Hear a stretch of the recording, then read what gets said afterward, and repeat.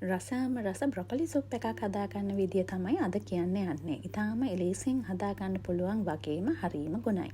Butter චුට්ටක් පෑන් එකට දාලා ඒක රත් වීගෙන එනකොට ලූණු ටිකක් ඒ වගේම සුදු ලූණු ගෙඩි දෙකක් එකතු කරලා හොඳින් ටෙම්පරාදු කරගන්න.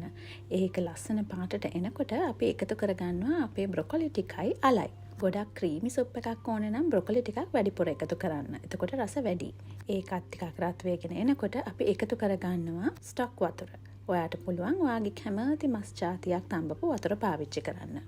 දැන් ඉතින් මේ එළවලු දෙක හොඳට තැම්බෙන්න තමයි දෙන්න තියෙන්නේ. හොඳින් තැම්බිලා උතුරාගෙන එනකොට අපි කරන්නේ ලිපෙන් එළියට අරගෙන හොඳට බ්ලෙන්ඩ් කරගන්න එක. මම නම් ලේසියට අද පාවිච්චි කරන්නේ හෑන්ඩ් බ්ලෙන්ඩර් එක. මොකද මේක බ්ලෙන්ඩ් කරගත්තට පස්සේ ආපහු ලිපේ තියන්නට අවශ්‍ය හින්දා. මේ බලන්න හොඳට උකු ගතියට තියෙනවා. දැන් අන්තිමටම ෆ්‍රෙෂ් මිල්ක් ටිකක් එකතු කරගන්නට පුළුවන්. ඒකත් එකතු කරාට පස්සේ බුබුලු දාගෙන එනකොට ලිපෙන් ගන්න තමයි තියෙන්නේ. හරීම රස වගේම ගුණ සුප් එකක්. ඔයාගේ රසයේ හැටියට ලුණු දාගන්නත් අමතක කරන්න එපා.